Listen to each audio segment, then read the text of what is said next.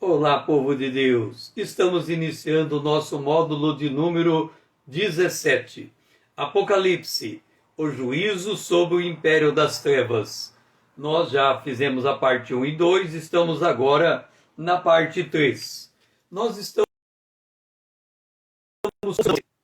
estamos posicionando você para entender o momento logo depois do arrebatamento. O arrebatamento aconteceu. Ele é em um segundo. Nós chegamos aos lugares celestiais. Ali recebemos os galardões e nos dirigimos a uma porta aberta no céu, aonde entramos direto aonde está o trono de Deus. Capítulo 4, capítulo 5.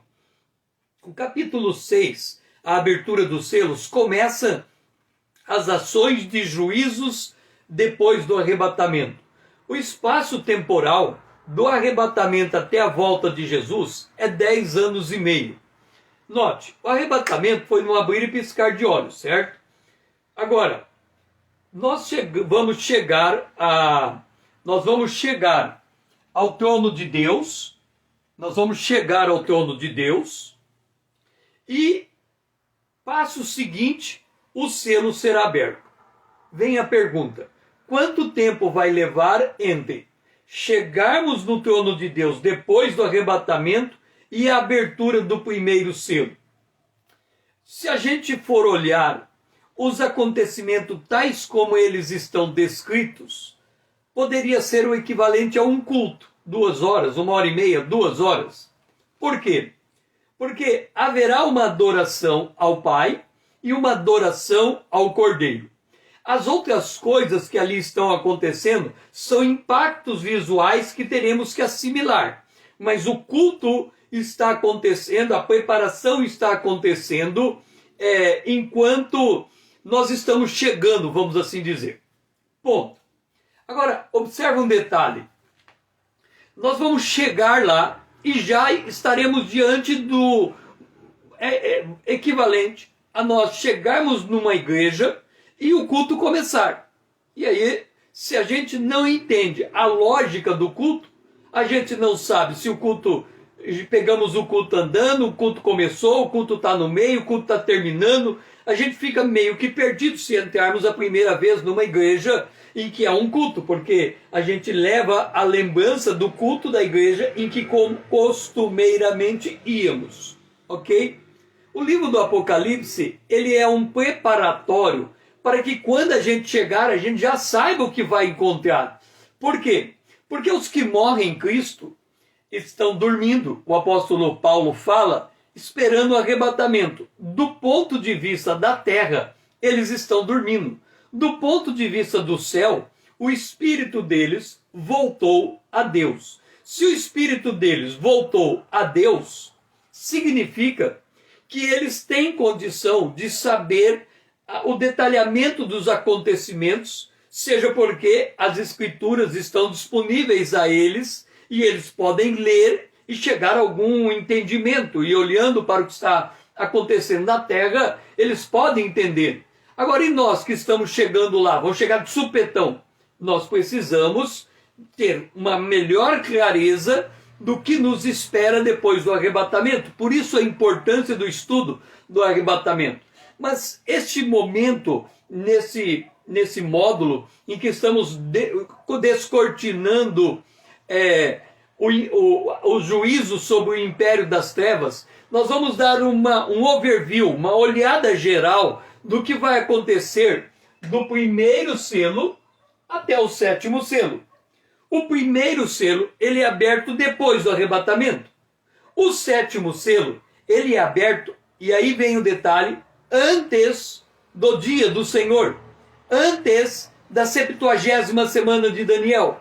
Nós temos um interstício de tempo entre o arrebatamento e o dia do Senhor, de 3 anos e meio, revelado este período de tempo por 2 vezes no Apocalipse, no capítulo de número 12, e depois nós temos esse mesmo evento revelado uma vez em Daniel, no capítulo 12. Então, o que está acontecendo aqui? Para que nós possamos entender os eventos do 1 ao 7 na abertura dos selos. Deixa eu só ajeitar aqui, para que nós possamos entender o que está acontecendo. Nós temos que observar uma coisa. Existe o selo 1, o selo 7 e uma sequência. Se eu mostrar para você a sequência, você vai ficar meio que perdido, porque é como você chegar numa floresta, chegar numa árvore dentro da floresta, olhar para a árvore e não saber aonde está a floresta em relação àquela árvore. Então, nós temos que dar uma visão geral. A primeira observação que eu estou fazendo é que este período é um período de perseguição da descendência da mulher e também um período de perseguição da mulher. Então, vamos entender, a mulher em Israel, a descendência da mulher, lembra que o filho varão, a mulher teve o filho varão que foi arrebatado? O restante dessa descendência do filho varão são aqueles que não foram arrebatados. Então você vem e pergunta, César, quem é que não é arrebatado? Quem não nasceu de novo. Mas o fato dele não nascer de novo não significa que depois do arrebatamento ele não possa passar por uma conversão em Cristo Jesus. Observa que os judeus se converterão a Jesus Cristo como nação depois do arrebatamento. Haverá um povo que também se converterá depois do arrebatamento. Este povo, Jesus fala em Mateus capítulo 24, quando ele fala, e vai ser o princípio das dores, então o evangelho será pregado a todas as gentes, e depois disso virá o fim. O que Jesus está dizendo?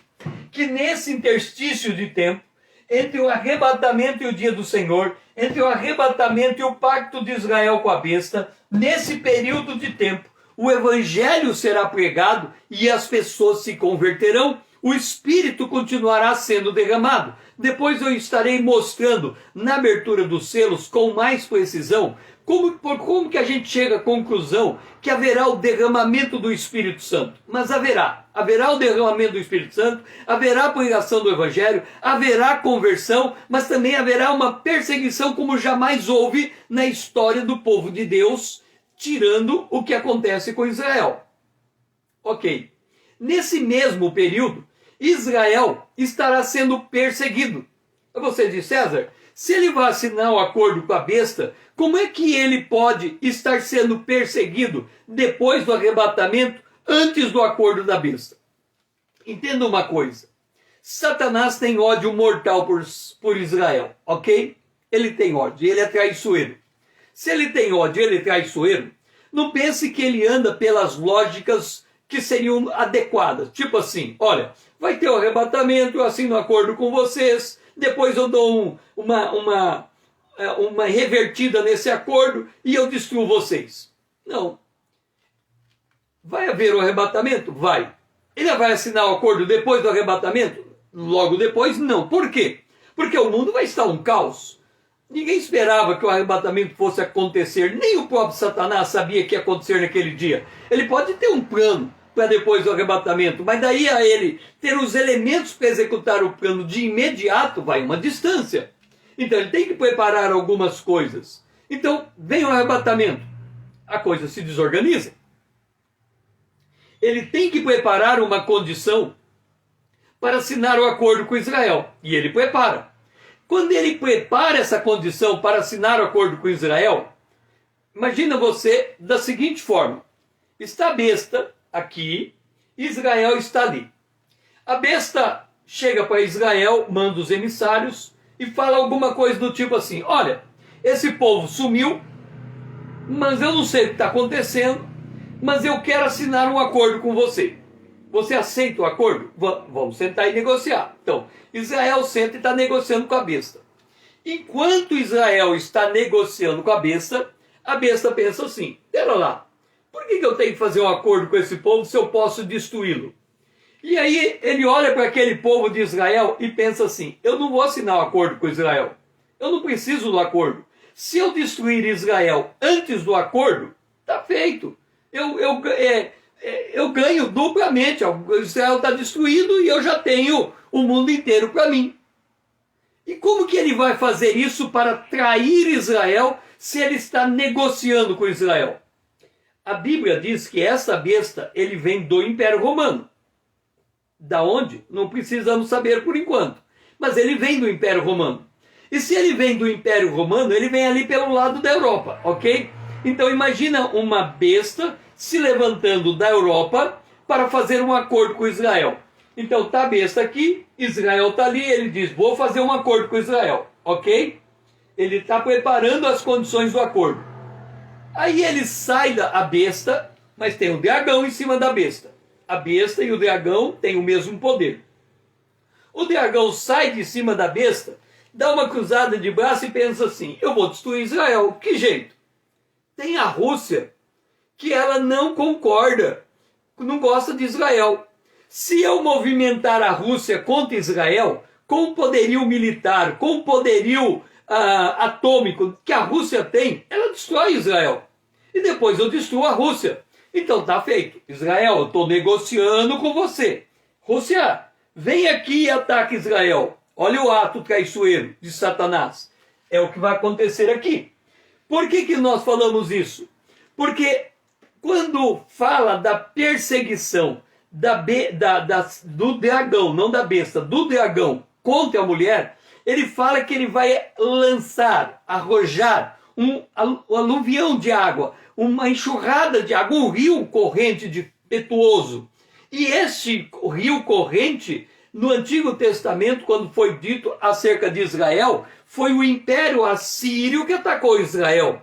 E nós temos a batalha de Gog e Magog. E quando a gente olha para a batalha de Gog e Magog, os especialistas em profecia, eles ficam procurando saber, tentar entender em que lugar acontece essa batalha. Porque parece que quando você começa a semana de Daniel, a 70ª semana de Daniel, e você acompanha toda a sequência dos acontecimentos, não cabe em nenhum lugar, no dia do Senhor, na 70ª semana de Daniel, a batalha contra Gog e Magog, que é a batalha do Império Russo contra Israel. Agora, quando você encontra esse interstício de tempo, aí você entende. É nesse interstício de tempo que Satanás vai trazer a Rússia contra Israel. Aí você vai dizer, pera lá, César, quando a gente lê Gog e Magog, não é Satanás que traz a Rússia contra Israel.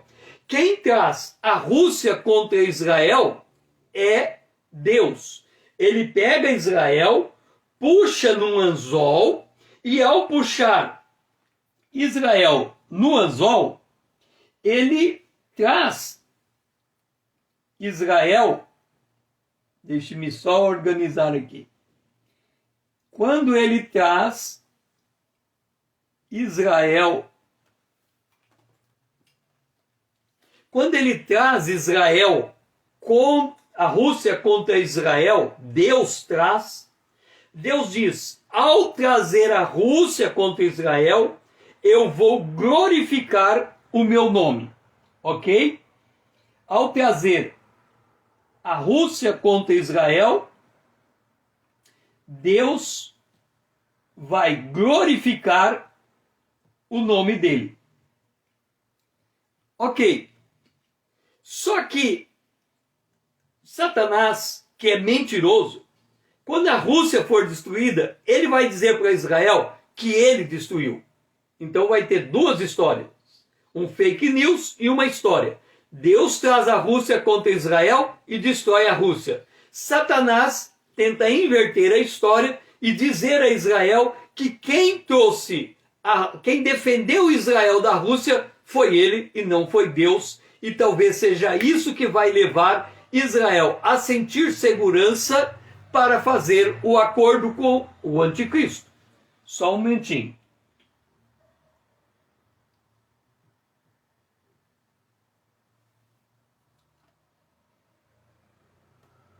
Deixe-me organizar aqui.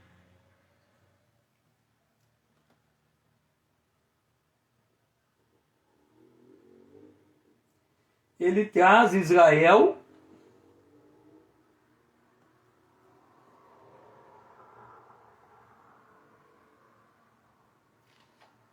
ele traz Israel. Então, isso é o que está acontecendo. Então, nós vamos ver agora. Já falamos de Gog e Magog. Vamos ver a perseguição à descendência, um ponto de inflexão na história bíblica, e vamos explicar esse ponto de inflexão. Veio o cordeiro, ele toma o livro, e agora, depois de tomar o livro, vai haver uma perseguição pelo dragão da descendência da mulher. Então vamos lá. A perseguição, ela está registrada em Apocalipse, no capítulo 12, o versículo 17. Irou-se o dragão contra a mulher e foi pelejar com o restante da sua descendência, os que guardam os mandamentos de Deus e têm o testemunho de Jesus. Este povo, Dolores, seja bem-vinda. Eu estou falando do Apocalipse, estou no Apocalipse, no período entre o capítulo 4 do Apocalipse e o capítulo 5 do Apocalipse, na preparativa da abertura dos selos para o capítulo 6. E retratando o que está acontecendo nesse período, olhando para o capítulo 12 do Apocalipse, ele fala, Diácono Ronaldo, seja bem-vindo. Olhando para o capítulo 12 do Apocalipse, ele fala que há uma perseguição do dragão contra a mulher e do dragão contra a descendência da mulher.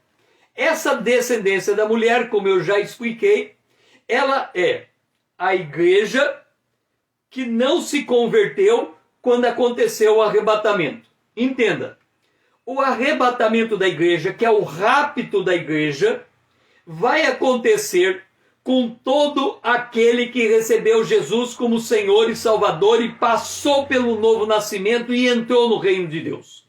Esta pessoa está selada com o Espírito e será levada.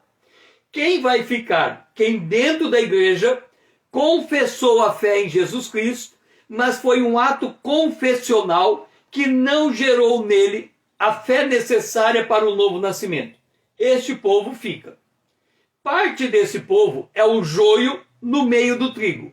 Parte desse povo é aqueles que vão se converter durante a grande tribulação. Estes que vão se converter durante a grande tribulação, eles serão perseguidos de forma implacável. Praticamente, é quase certo, que 100% dos que se converterem em Jesus Cristo, depois do arrebatamento, antes do dia do Senhor, nesse curto período de tempo de 3 anos e meio, eles serão presos, torturados e mortos, e eles serão encontrados no capítulo 6 do Apocalipse, na abertura do 5º selo, debaixo do altar. Estes que se converteram são os que guardam o mandamento de Deus e têm o testemunho de Jesus. Então houve uma grande voz do céu proclamando: agora veio a salvação, o poder e o reino do nosso Deus e a autoridade do seu Cristo, pois foi expulso o acusador. Quer dizer, no arrebatamento, Satanás cai na terra e a ira dele se volta contra aqueles que vão se converter depois do arrebatamento. Estes que se converteram, o Apocalipse capítulo 12, o versículo 11, que não diz respeito a eles, diz respeito a aqueles que foram arrebatados, mas se aplica também a eles. Eles o venceram por causa do sangue do Cordeiro, por causa da palavra do testemunho e mesmo em face da morte por não amar a própria vida. Essa é a característica, foi a característica da igreja que foi ressurreta e arrebatada, e é a característica deste povo que vai ser perseguido. E aí o Apocalipse, capítulo 6, o versículo 9, nós encontramos esse povo que está se convertendo depois do arrebatamento e está sendo perseguido, torturado e morto por amor a Cristo. Quando ele abriu o quinto selo, olha o que acontece. Vi debaixo do altar, aonde é esse altar? Nós temos o trono de Deus. Ezequiel fala que o trono de Deus, ele é ao mesmo tempo um trono e ele é por debaixo dele um altar. Quando o anjo foi até Isaías, ele colocou a mão por debaixo desse trono, que é também um altar, pegou uma tenaz, uma brasa viva, e colocou na boca de Isaías para purificar os lábios de Isaías. Este é o altar citado em Apocalipse capítulo 6, o versículo 9. Debaixo desse altar estavam as almas daqueles que tinham sido mortos por causa da palavra de Deus e por causa do testemunho que sustentavam. Observa que este período de tempo é um período de tempo que todos os que estão se convertendo, eles morrem. Nós temos, quando olhamos a igreja cruzando os séculos, nós temos a primeira igreja, a igreja de Éfeso. A segunda igreja é a igreja de Esmirna. Esta igreja de Esmirna foi dito acerca dela: eis que o diabo está para lançar em prisão, olha o detalhe, alguns dentre vós, para ser postos a provas, e tereis tribulação de 10 dias. Sê fiel até a morte, e dar-te-ei a coroa da vida. Nesta igreja, a igreja de Esmirna, houve uma perseguição violentíssima. Na verdade, uma série de 10 perseguições num espaço de tempo muito grande. E essas perseguições levaram muitos cristãos à morte. Nesse caso, esse período de tempo diferente daquele, alguns passaram pela morte. Nesse tempo, todos passarão pela morte, sem exceção. Quando abriu o quinto selo, eu vi debaixo do altar aqueles que tinham sido mortos por causa da palavra de Deus e por causa do seu testemunho. E no capítulo 7, versículo 14, João está num outro momento da revelação do Apocalipse, e ele encontra um grupo de pessoas que ele percebeu que era diferente do primeiro grupo que tinha sido arrebatado, ressuscitado e arrebatado. Ele encontra um grupo diferente. Ele não entendeu de onde veio aquele grupo, porque no capítulo 6 do Apocalipse, no quinto selo, debaixo do altar, nós estamos vendo os espíritos daqueles que morreram, mas eles não têm ainda o corpo glorificado. No capítulo 7 do Apocalipse, eles saíram debaixo daquela condição e foram arrebatados. E foram glorificados, corpo glorificados. Significa que nesse interstício de tempo, quando eles saem da posição debaixo do altar para estar diante do altar, completou o número dos que haveriam de morrer nesse período de tempo. Então, por isso, chegamos à conclusão de que todos os que forem onde crer em Jesus, nesse curto período de tempo, eles serão perseguidos e mortos. Então, nós temos que relembrando, que Satanás, ele tem 3 quedas. Ele cai do terceiro céu para o segundo céu, ele cai do segundo céu para o primeiro céu, e no primeiro céu, ele cai do terceiro céu para o segundo céu, e depois ele cai do segundo céu para o primeiro céu, que é o planeta Terra. E quando ele cai no planeta Terra, ele abre perseguição contra a mulher e perseguição contra a serpente. A perseguição contra a mulher, ele abre perseguição contra a mulher e perseguição contra o restante da descendência da mulher. Na perseguição contra a mulher, que é Israel, a mulher é protegida pela terra.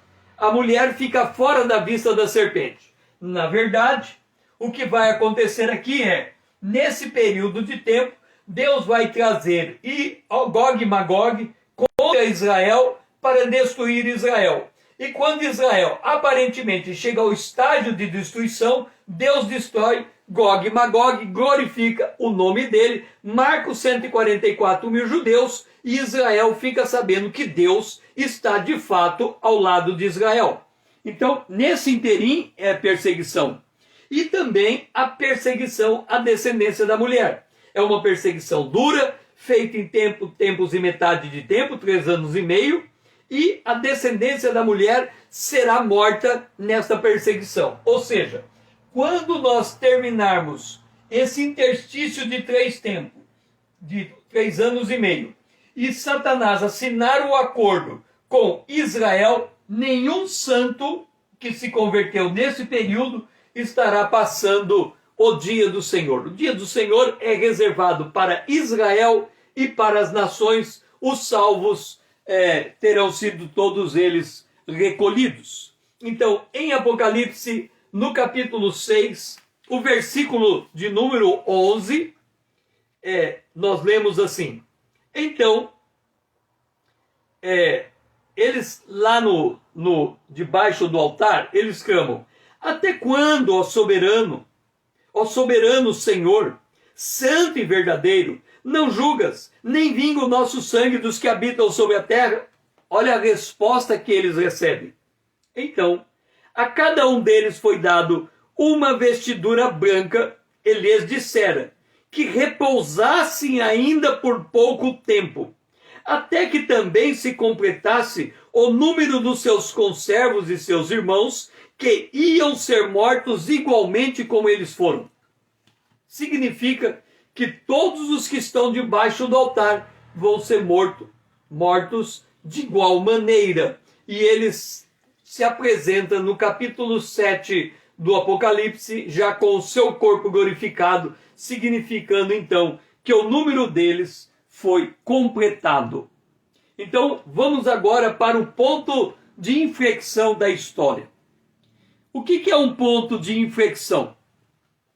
Um ponto de inflexão é quando a história muda de uma maneira tão radical que, olhando para o passado, nós não podemos lidar com o passado e o presente com as mesmas categorias, porque houve uma mudança. Um exemplo é o dilúvio. O dilúvio, os homens antes viviam quase 1000 anos, e depois do dilúvio passaram a viver 120 anos. Isso é uma mudança radical entre uma situação e uma outra situação. Um outro ponto de inflexão é a chamada, o fim da era de Israel, quando Jesus nasce, tem o seu ministério terreno, morre, sofre, morre e é ressuscitado. Ali houve uma mudança de novo de situação. A história de Israel é interrompida e começa a história da igreja. Israel, ele é espalhado entre as nações sob disciplina de Deus. E ali tem um ponto. Depois nós temos um outro ponto de inflexão, que é o arrebatamento da igreja. Muda de novo, aliás, 1948 é um ponto de inflexão, porque ali começam os dias de Noé e de Ló. Depois temos o arrebatamento da igreja, mais um ponto de inflexão. E depois temos a volta de Jesus, mais um ponto de inflexão, porque depois vem o milênio. E aí, esse ponto de inflexão em relação a Israel, que vai culminar com o acordo com Satanás, o acordo com a besta, e ali desemboca o dia do Senhor, a 70ª semana de Daniel. E ao final, Israel se converte.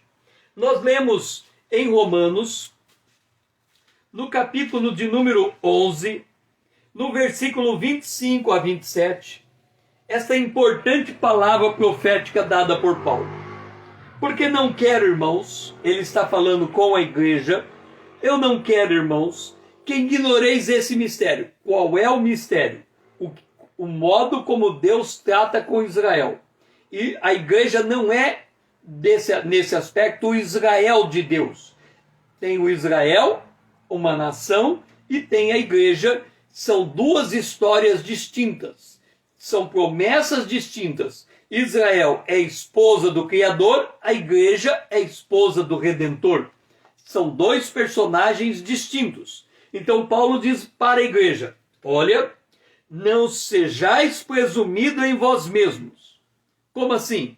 Ora, a igreja hoje, ela se vê como salva em Cristo Jesus, e que nessa salvação a história da igreja permanece para sempre e Israel será esquecido, porque Israel já cumpriu sua função na história e ele acabou sendo responsável pela morte de Jesus. Essa é a visão da igreja presunçosa. Paulo vem e diz: não seja presumido. Por quê? E ele declara: o endurecimento em parte veio a Israel, quer dizer, ele está dizendo, há um interstício de tempo. Israel, a história está interrompida até que haja entrada a plenitude dos gentios. Quando é que se dá a plenitude dos gentios? Na batalha de Armagedon, quando eles tentam jogar tudo contra Israel para destruir Israel e tomar o planeta Terra por assalto. Ali chega a plenitude dos gentios. Aí Deus avisa: até que haja, mas quando chegar essa plenitude, todo Israel será salvo. Como está escrito: virá de Sião o libertador, e ele apartará de Jó as suas iniquidades. Então, este é um ponto de inflexão na história. No momento em que Deus tira a igreja, arrebata a igreja, ressuscita a igreja, arrebata a igreja, leva o povo, depois ele pega o restante da descendência da mulher, que são aqueles que vão se converter durante a grande tribulação, também lhe entrega corpo glorificados e eles sobem para o céu. Eles entram na presença de Deus porque já estão lá em espírito, e aí o Senhor começa a trabalhar com Israel para levar Israel à conversão. Então, Apocalipse capítulo 12, quando ele diz assim: então ouvi uma grande voz proclamando: agora veio a salvação, o poder e o reino de nosso Deus e a autoridade do seu Cristo. Então vamos pontuar. Primeiro, os membros da igreja foram ressuscitados e arrebatados antes de começar a abertura do primeiro selo, entre o capítulo 4 e o capítulo 5. A igreja encontrou com Jesus nos ares e foi levada para o trono de Deus. Então a igreja já está no capítulo 4 e no capítulo 5, ela é personagem ali. O Cordeiro de Deus se apresentou para abrir o livro, escrito por dentro e por fora, selado com 7 selos. Enquanto isso está acontecendo no céu, Satanás foi expulso do céu, caindo sobre a terra, tendo pouco tempo para alcançar os seus malignos intentos. Então, vem a pergunta: o que vai acontecer depois do arrebatamento? Esse é o objetivo do livro do Apocalipse. Escreve as coisas que você viu, as coisas que são e as coisas que depois dessas vão acontecer. O que vai acontecer? Satanás precisa agora formar uma confederação de nações. Ele tem que formar as 10 nações, que vai entregar o poder à besta. A grande tribulação tem início. Satanás precisa assinar um pacto com Israel. O dia do Senhor tem início depois do pacto assinado. A 70ª semana precisa ter início depois do pacto assinado. Então, por onde começar o entendimento deste tempo profético? Vamos lá. As coisas que hão de vir, a abertura do sexto selo e os tempos determinados. As coisas que hão de vir. Houve a ressurreição da vida, terá depois a ressurreição do juízo. Então, o que está acontecendo aqui? Observa. 1948, Israel se forma nação. E algum tempo depois, o arrebatamento da igreja. Depois do arrebatamento da igreja, depois da igreja ser arrebatada, olha o que vai acontecer. Vamos abrir um espaço aqui para mostrar o que vai acontecer depois do arrebatamento da igreja. Então aqui nós temos esse interstício de tempo,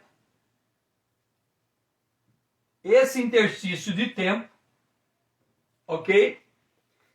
Esse interstício de tempo, nós temos aqui os selos,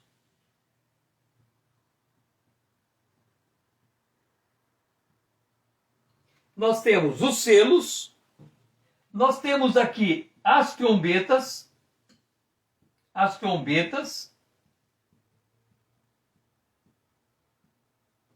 e nós temos aqui as taças.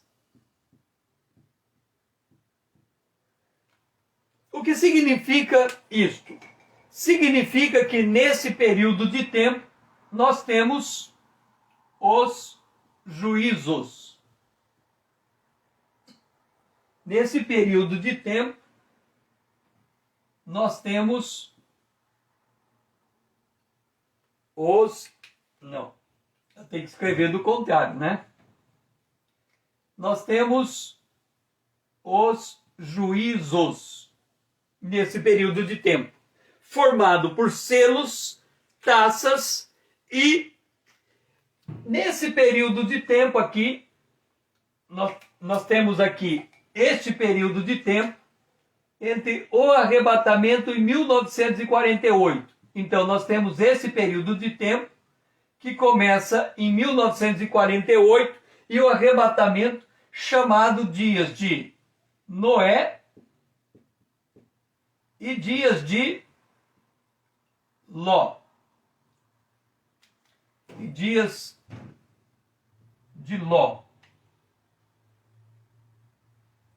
Opa, tem que escrever do contrário. Dias de Noé e dias de Ló. Então, nós temos os dias de Noé e os dias de Ló. Quando nós lemos o apóstolo Paulo falando desse dia, ele diz assim: o Espírito Santo expressamente diz que nos últimos dias, quais são esses últimos dias? Começa em 1948 e vai até o arrebatamento. Como é que chamado esses dias? Dias penosos. E esses dias aqui, esse primeiro período aqui, Jesus chamou de princípio das dores. E esse período aqui? Esse é o chamado dia do Senhor. A 70ª semana de Daniel. E esse período de tempo aqui? Esse aqui é mais conhecido como a Grande Tribulação.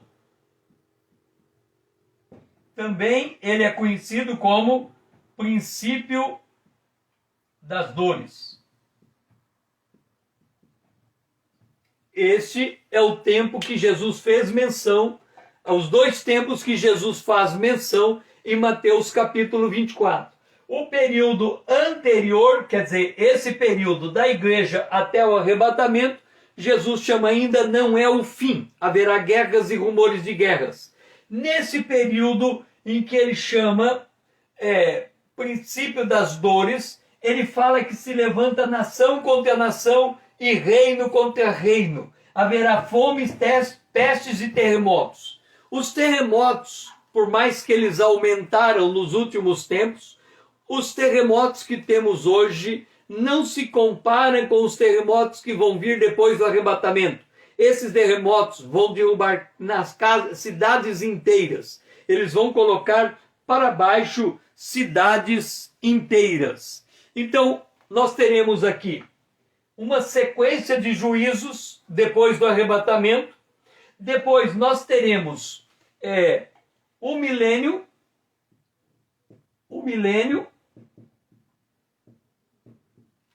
Depois do milênio, nós teremos o juízo sobre o dragão, o juízo final, e aí entraremos na eternidade. Então, estes são os grandes marcos proféticos que vão nos guiar para entender o que está acontecendo depois do arrebatamento da igreja. Então nós vamos ver agora, vamos centrar a nossa atenção para o sexto selo. Por quê? Porque você deve chegar para mim e dizer: César, você é o primeiro, eu não sou o primeiro. O que eu estou propondo, eu aprendi através de um livro chamado O Futuro Glorioso do Planeta Terra, mas eu tirei a base do raciocínio dele e percebi que algumas coisas colocadas nesse livro não estavam em conformidade, mas o raciocínio dele estava correto. Eu peguei o raciocínio, fui para as escrituras, examinei e percebi estas divisões de tempos que eu chamo de marcos proféticos. Ok. Aí você vem e diz assim: César, você está falando algumas coisas nesses marcos proféticos que não confere com a maioria dos intérpretes do Apocalipse. Primeiro, a maioria dos intérpretes do Apocalipse, talvez a quase totalidade deles, fala que do arrebatamento à volta de Jesus só tem 7 anos. E você está dizendo que tem 10 anos e meio. Então, aqui começa a primeira diferença. Segundo, você diz que vai ter um interstício de 3 anos e meio, e nesse interstício tem a batalha de Gog e Magog. Os intérpretes, eles não conseguem achar um lugar para a batalha de Gog e Magog acontecer. Terceiro, você diz que é na abertura do sexto selo que começa o dia do Senhor. E você também está dizendo que nesse interstício de tempo tem o derramamento do Espírito Santo, a conversão de um povo muito grande. Esse povo será perseguido e morto e encontra debaixo do altar. É muita informação. Então, como que a gente vai conseguir entender todas essas coisas? Os marcos temporais são importantes. É por isso que vamos dar um pulo na abertura do sexto selo. Vamos entender o contexto do sexto selo, para que depois a gente possa entender o que está acontecendo do primeiro até o 6, e depois a gente consegue entender o que vem depois do 6, o sétimo selo. Então vamos lá. O sexto selo, ele está em Apocalipse, a partir do capítulo 6, o versículo de número 12. Vi quando o Cordeiro abriu o sexto selo. O primeiro evento que marca a abertura do sexto selo é um grande terremoto. Aqui diz assim: sobreveio grande terremoto. Ok? Então, nós teríamos que olhar para todos os terremotos que já aconteceram na história da humanidade e chegar à conclusão que esse terremoto, a que diz respeito o sexto selo, ele é um terremoto muito específico e ele é um marco. Ok. Então temos o terremoto. Aí, na descrição do sexto selo, diz assim: o sol se tornou negro como saco de crina, a lua toda como sangue, e as estrelas do céu caíram pela terra como a figueira quando abalada por vento forte deixa cair os seus figos verdes. Então observa, este dia, o sexto selo, é um dia em que o sol fica negro e a lua como sangue. Segundo e terceiro sinal dentro da estrutura planetária que vai caracterizar esse selo, esse dia. Então, nesse dia tem que ter um terremoto, nesse dia o sol tem que ficar negro, nesse dia a lua tem que ficar vermelha e nesse dia as estrelas têm que cair sobre a terra. Não sei se seriam meteoritos ou outra coisa, mas as estrelas vão cair na terra. Aí continua. O verso 6. E o céu recolheu-se como um pergaminho quando se enrola. Então temos aqui, então, todos os montes e ilhas foram movidas do seu lugar. Aqui nós temos a dimensão do terremoto. O terremoto abala grande parte do planeta Terra. Os montes e as ilhas. Afeta a terra e afeta o mar. Esse será um grande terremoto. O céu vai se recolher. Ok.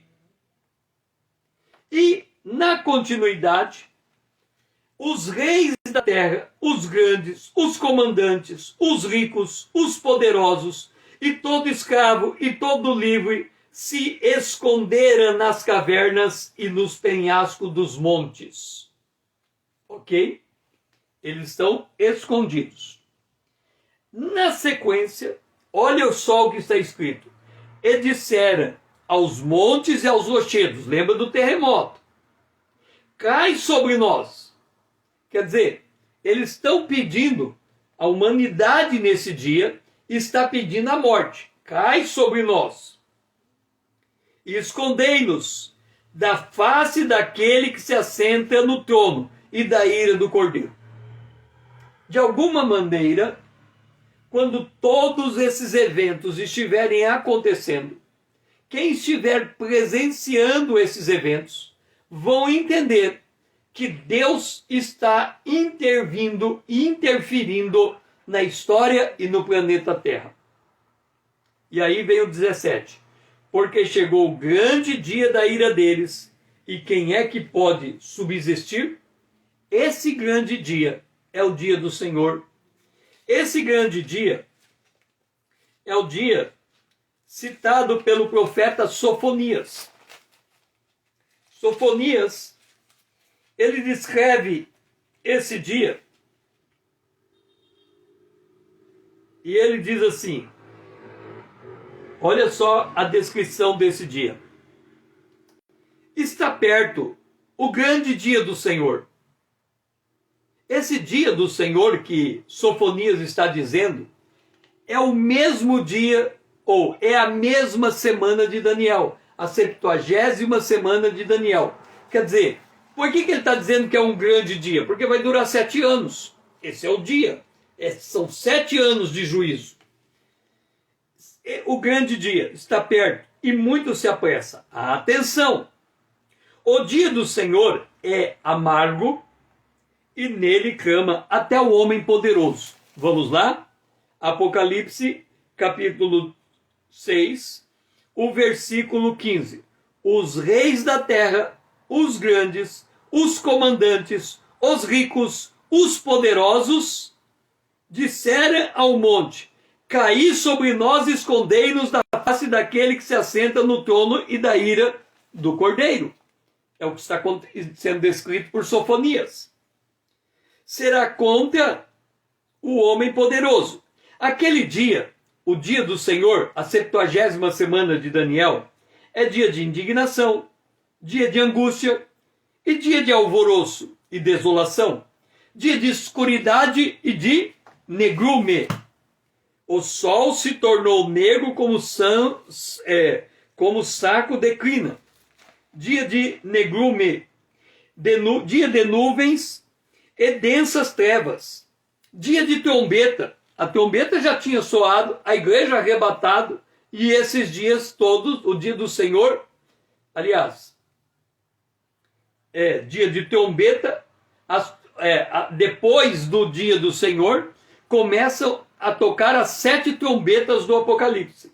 Dia de trombetas e de rebate contra cidades fortes e contra torres altas.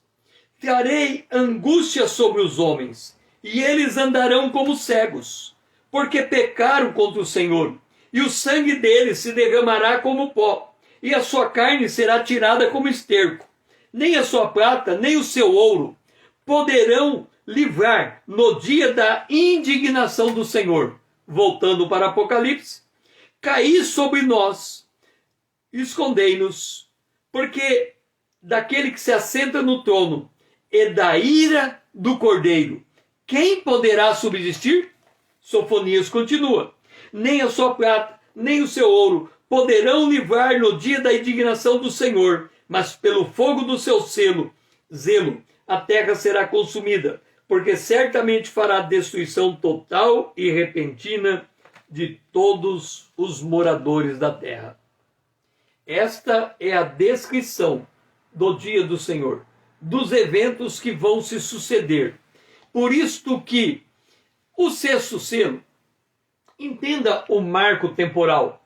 Se o sexto selo marca o início do dia do Senhor, e temos para trás o primeiro, segundo, terceiro, quarto e quinto, sexto selo, esse período de tempo tem que passar um tempo, por óbvio. Por quê? Porque o quarto cavaleiro é o anjo da morte. E uma das coisas que ele vai fazer é matar um quarto da humanidade. Sabe quanto dá um quarto da humanidade hoje? Nós estamos falando da morte de 1,5 bilhão de pessoas. Nós temos 8 bilhões, se tivesse 8 bilhões de pessoas, 2, 4, 6, 8, seriam 2 bilhões. Como nós não temos 8 bilhões de pessoas, vai dar 1,5 bilhão de pessoas por aí. Agora compare 1,5 bilhão com o que acontece com a pandemia, que deve estar chegando aí na casa dos 10 milhões, dos 12 milhões, alguma coisa assim. O número é estratosfericamente superior. Então, as coisas que estão por vir serão de uma gravidade tão grande que nós não temos como entender a lógica toda que está acontecendo, tal é a gravidade. Nesse interstício de tempo de 3 anos e meio, será morto 1/4 da humanidade.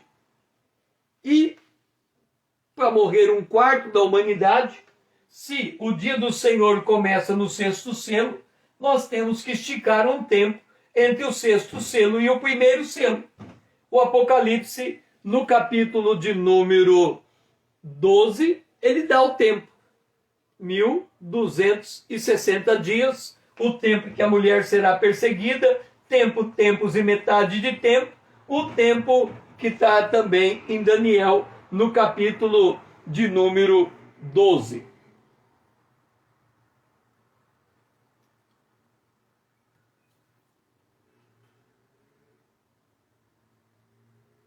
Então, agora que nós entendemos a lógica, agora que nós entendemos que o sexto selo marca o início do dia do Senhor, porque chegou o dia da ira, quer dizer, o que vem depois do sexto selo, vamos voltar os nossos olhos para a profecia de Joel, que é aplicada para a igreja.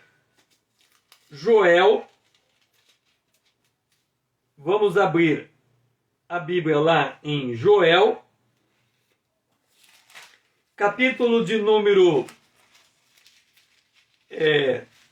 vamos lá, ver se eu acho aqui Joel.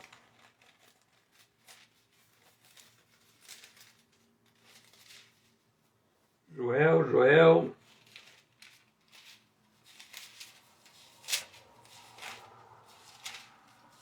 Jonas. Joel, capítulo 2, versículo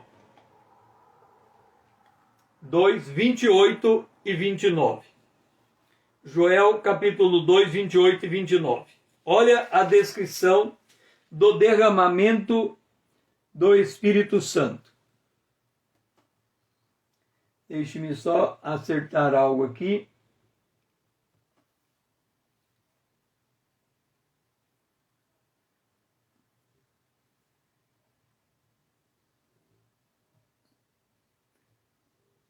Joel,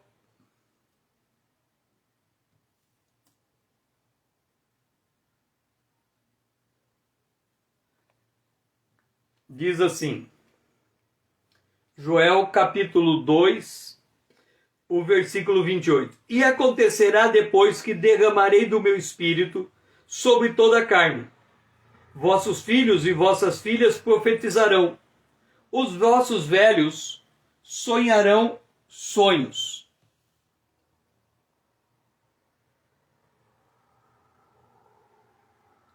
Os vossos velhos sonharão sonhos.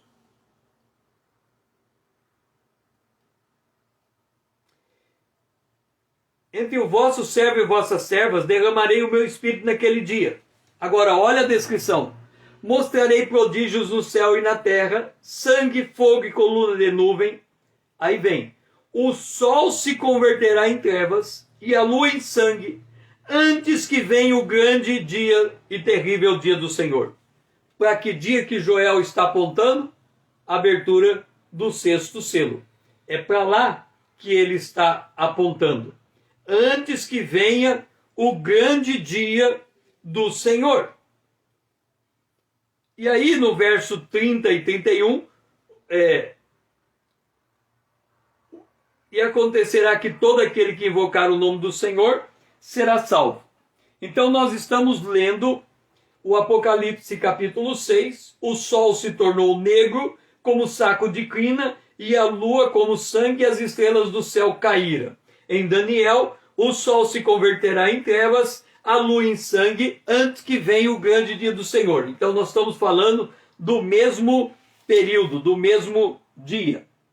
E esse, em Atos, no capítulo de número 2, nós temos de novo a menção do derramamento do Espírito. E quando é que o derramamento do Espírito termina? A partir do verso 17. E acontecerá nos últimos dias, Pedro retoma, falando do derramamento do Espírito Santo. E aí no verso 19 diz, ele diz no 18, sobre os meus servos e sobre minhas servas derramarei o meu Espírito naqueles dias e profetizarão. Mostrarei prodígio em cima nos céus e sinais embaixo na terra, sangue, fogo e vapor de fumaça. E aí ele continua, o sol se converterá em trevas e a lua em sangue, antes que venha o grande e glorioso dia do Senhor.